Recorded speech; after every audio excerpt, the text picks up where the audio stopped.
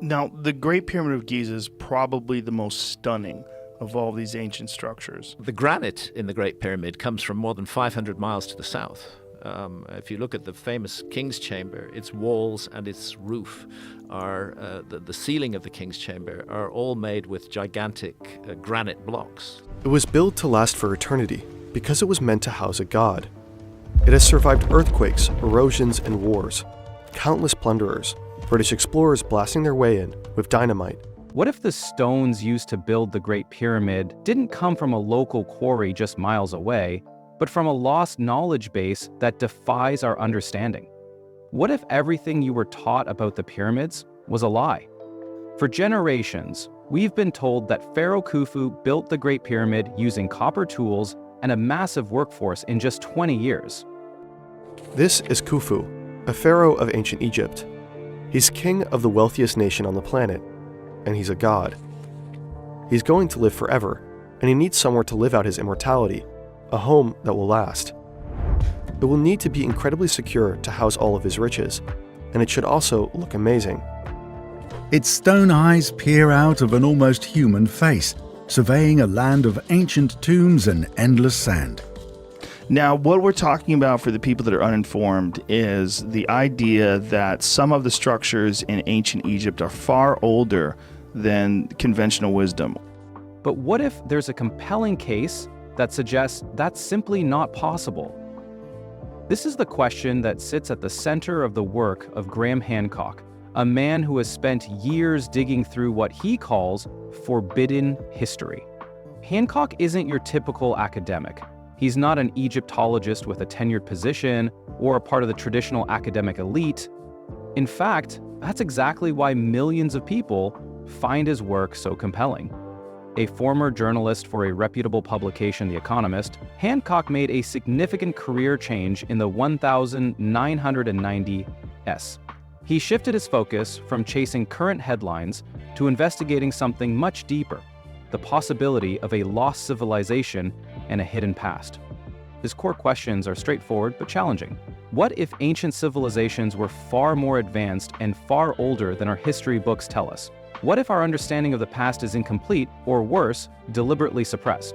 For over 3 decades, Hancock has traveled the world, from the pyramids of Egypt to the ancient temples in Central America, interviewing experts from a wide range of fields, including geology, astronomy, and comparative mythology. He weaves together patterns and evidence that mainstream academia often overlooks. While traditional scholars might dismiss his work as pseudoscience, many of his followers see him as a whistleblower for ancient history.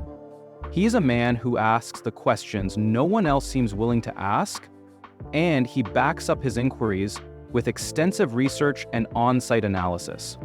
At the top of Hancock's list of misunderstood wonders is the most iconic and baffling structure of all, the Great Pyramid of Giza. He argues that the official story of this monument doesn't stand up to scrutiny, and that it's a prime example of a past that has been misinterpreted and misrepresented for centuries. The story we've all been told about the pyramid simply doesn't fit the facts on the ground. By examining the physical evidence, he aims to show that the construction of this marvel required a level of knowledge and technology far beyond what ancient Egyptians are credited with. This perspective sets up a direct conflict with the established historical narrative, positioning Hancock as a challenging voice against a stubborn consensus. The mainstream narrative about the Great Pyramid of Giza tells us it was built around 2500 BCE by Pharaoh Khufu as his tomb. The story suggests that a massive workforce of skilled laborers using simple copper tools moved and placed 2.3 million limestone blocks over a period of just over 20 years. This account, repeated in textbooks and museums for generations, has been the accepted history. However, a closer look at the evidence reveals a number of profound inconsistencies that have led people like Graham Hancock to question this entire timeline. The central issue begins with what has been called the Khufu problem. When you step inside the Great Pyramid, you expect to find a monumental tomb filled with the kind of declarations and artistry that ancient Egypt is famous for. You expect to see inscriptions from the Book of the Dead, praises to the gods and the name of the pharaoh who supposedly commissioned this colossal structure. Instead, you find nothing. The interior walls are completely bare, devoid of any hieroglyphs, grand reliefs, or funeral texts. The chambers are massive and silent, a stark contrast to the richly decorated tombs of other pharaohs. Even the so-called sarcophagus in the king's chamber is a plain, unmarked granite box. No mummy was ever found inside, nor were there any burial relics, royal seals, or anything to definitively prove that Khufu, or anyone for that matter, was ever laid to rest there. The entire monument, which is a marvel of engineering, contains no internal record of its builder's identity or purpose. So, where does a connection to Khufu come from? The official story relies on a single piece of evidence, some quarry marks. These are basically ancient graffiti, supposedly found in 1837 by a British explorer named Colonel Howard Vyse. He claimed to have blasted his way into a hidden chamber above the king's chamber and found inscriptions naming Khufu. However, this claim is shaky at best. Critics, including Hancock, point to several issues. Vyse was in fierce competition with another explorer, and his discovery of the marks had no witnesses. Furthermore, inconsistencies in his personal records and the suspicious timing of the find have led some researchers to suggest that Vyse may have forged the marks to secure his fame and funding. To this day, these quarry marks are the only direct link between Khufu and the Great Pyramid. It is not mentioned in any ancient papyrus, nor is it carved on the outside of the structure. Given the silence from other sources, this single uncorroborated piece of evidence feels incredibly thin for attributing such a monumental structure to a specific pharaoh. Beyond the lack of a clear builder, the Great Pyramid presents an engineering impossibility when viewed through the lens of the official story. We are told the builders used copper chisels and simple stone tools, yet the precision of the structure is breathtaking. The pyramid is aligned to true north with an error margin of just 0.05 degrees, an alignment that is difficult to achieve even with today's advanced instrument. Its massive base, covering over 13 acres, is perfectly level to within less than an inch. The stones themselves, both the outer limestone casing and the inner granite blocks, are fitted together so precisely that in many places you cannot slide a razor blade between them. The idea that these immense blocks, some weighing up to 15 tons, were quarried, shaped, and placed with such accuracy using soft copper tools is a staggering claim. Experimental archaeology has repeatedly shown that copper is simply too soft to effectively cut hard granite. Even with hours of work, minimal progress is made, and the tools quickly break down. The official timeline of 20 years would require a block to be set into place every 2.5 minutes, 24 hours a day, 7 days a week, for 2 decades. This kind of speed, precision, and consistency defies all logic when considering the supposed tools and methods. And this incredible feat of engineering is not something we see in other pyramids from the same era. In fact, most pyramids built after Khufu are unstable, collapsing, and often barely recognizable as pyramids today. It's a remarkable historical paradox. Ancient Egyptians supposedly began with a perfect, enduring structure and then regressed in their building capabilities. The Great Pyramid stands out so dramatically from the rest of the Old Kingdom's pyramids that it seems to be an anomaly. This has led Hancock and others to suggest that the pyramid was not a product of the Old Kingdom at all. Instead, they propose that Khufu may have simply inherited the pyramid from a much older, more advanced civilization, and then claimed it as his own. The later Egyptian dynasties may have restored or reused an already ancient structure without fully understanding its origins, which would explain why its design and quality far surpass anything else they ever built.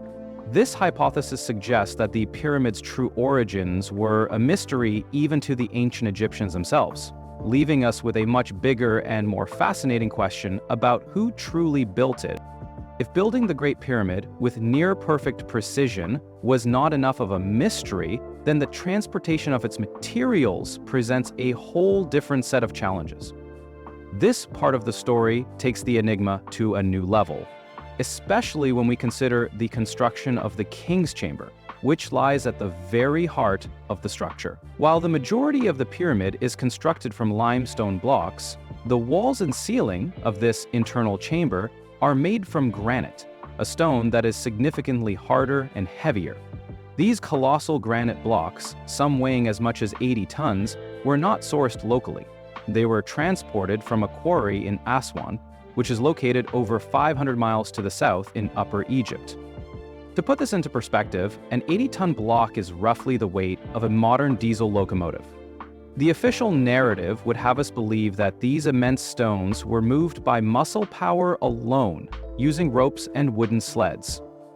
The stones would have had to be floated upstream on the Nile, then dragged inland, and finally lifted over 150 feet high into the core of the pyramid. The logistics and sheer physical effort required for this feat are almost incomprehensible. Yet, there is a complete absence of any solid evidence for how this was done. There are no detailed papyrus records, no carvings depicting the process, and no archaeological remnants of the technology or infrastructure that would have been necessary to move such incredible weights.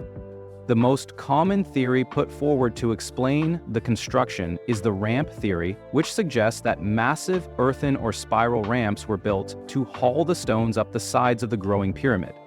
However, engineers and researchers who have analyzed this theory have pointed out its fatal flaw.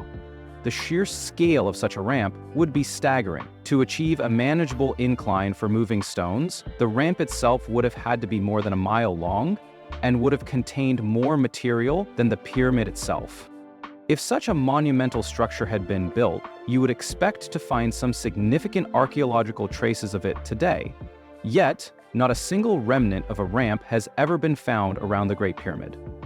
Other theories, like internal spiral ramps or complex pulley systems, also lack any archaeological evidence to support them. The tools attributed to the ancient Egyptians, wooden sleds, copper chisels, and simple ropes, fall apart under scrutiny when applied to the task of moving and lifting such tremendous weights over vast distances.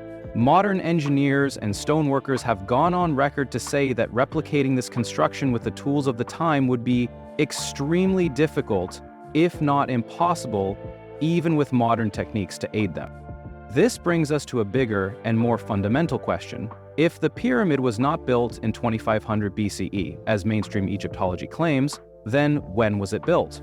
The answer to this, Graham Hancock suggests, is not found within the pyramid itself, but in the geology of another famous monument on the Giza Plateau, the Great Sphinx.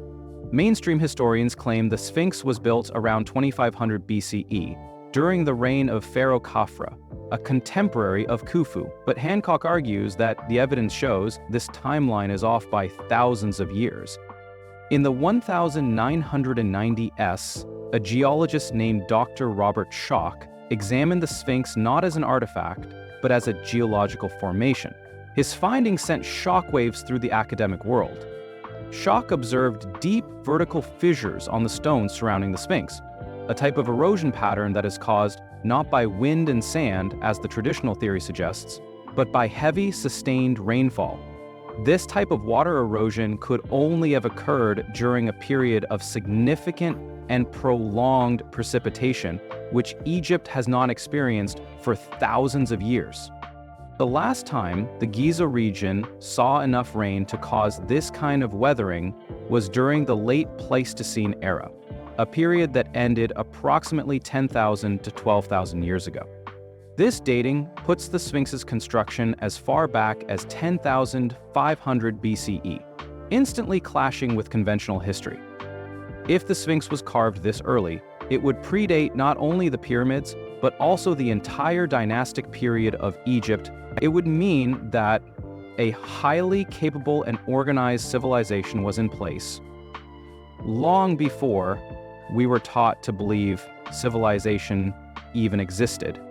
Hancock took Schoch's geological findings and connected them to a much larger theory, a global cataclysm that occurred around 10,500 BCE. This ties into the Younger Dryas impact hypothesis, a theory of a comet strike or a massive meltwater event that rapidly ended the last ice age and devastated early cultures around the world. If the Sphinx was carved by a pre-dynastic civilization before this catastrophe, it could be one of the few surviving monuments from a lost chapter of human history, a message in stone from an ancient people who possess knowledge and skills we are only now beginning to rediscover. Mainstream historians have struggled to refute the physical geology of the Sphinx, as wind erosion and sandblasting simply cannot explain the deep, vertical patterns. The evidence points to only one conclusion: water. Hancock concluded that the Sphinx was not created in 2500 BCE, but was merely adopted by the pharaohs from a much older culture, just like the pyramids. And just as the Sphinx points to a much earlier date, it is no coincidence that the stars above that era align perfectly with the monuments below. This brings us to another key piece of evidence: the Orion correlation theory. Robert Bauval noticed that the three main pyramids of Giza are not perfectly aligned in a straight line. Instead, the smallest of the three is slightly offset. This unusual layout, which was long dismissed as a construction quirk, actually mirrors the three stars of Orion's belt in the night sky. But the correlation goes deeper. Using astronomical software, Bauval calculated when Orion's belt would have appeared in this exact configuration directly over the Giza Plateau. The result was around 10,500 BCE, a date that aligns almost perfectly with the geological findings from Dr. Robert Schoch. The fact that two completely different lines of evidence, geology and astronomy, point to the same distant time period cannot be a coincidence. To Hancock, this suggests that the Giza Plateau was designed not just as a ceremonial site, but as a celestial blueprint, the sky map locked in stone. This theory gains even more weight when you consider that other ancient sites around the world, from Göbekli Tepe in Turkey to Teotihuacan in Mexico, also appear to reflect star maps. Hancock believes that these were messages left for us by survivors of a global cataclysm, a people who understood the stars, geometry, and wanted to be remembered not through books, but by aligning the earth with the heavens. So, the question is no longer when the pyramids were built, but who had the knowledge and power to build them so perfectly, so purposefully, thousands of years before recorded civilization. Building on the geological and astronomical evidence that points to a date of around 10,500 BCE, Graham Hancock delivers his ultimate conclusion. This is where he directly challenges the very foundation of mainstream history. The pyramids, he argues, were not built by Pharaoh Khufu or any pharaoh of the dynastic period. Instead, they were the work of a completely different civilization, one that existed long before the last ice age and was then wiped out by a global cataclysm around 12,800 years ago, an event tied to the Younger Dryas period.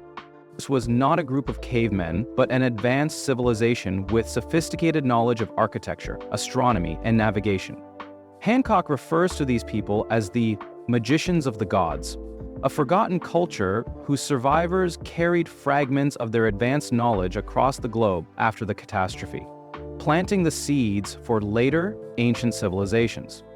According to this theory, the Great Pyramid of Giza isn't a tomb or a monument to a king's ego, but a time capsule, a message in stone designed to outlast floods, wars, and the loss of human memory. Hancock points to a series of global patterns to support this idea. He notes that pyramid structures and cosmic alignments appear in ancient sites across different continents, built by cultures that supposedly had no contact with each other. From the Sun Pyramid in Teotihuacan, Mexico, to Angkor Wat in Cambodia, and the pyramids of Meroe in Sudan, these structures share similar mathematical constants, celestial alignments, and architectural features.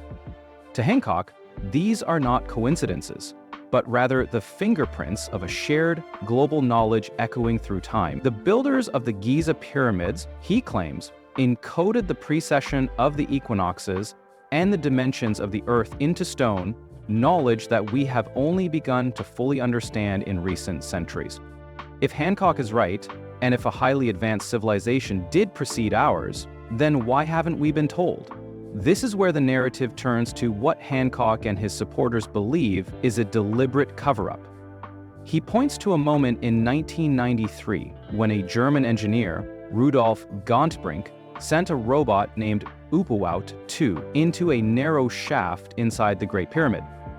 The robot discovered a sealed door, but Gontbrink was subsequently shut out of further exploration. Egyptian authorities, under the direction of Zahi Hawass, took over and blocked his access. To this day, the mystery behind that sealed door remains unresolved.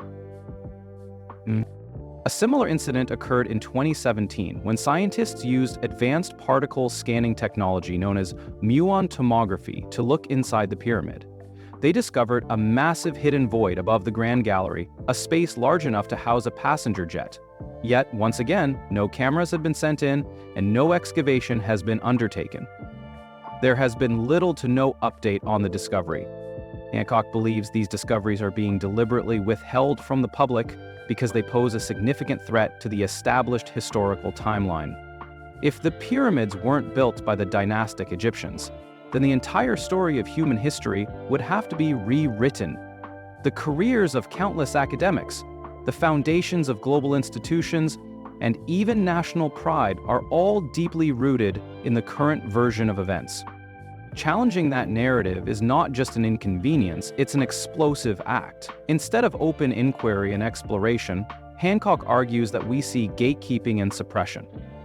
He isn't claiming to have all the answers, but he believes we have a duty to the past and the future to at least ask better questions. The pyramids, in his view, are not just tombs, but messages. And that message has been deliberately buried under centuries of denial. If he is right, it would mean we are not the first advanced civilization to walk the earth, and perhaps not as special as we might have thought.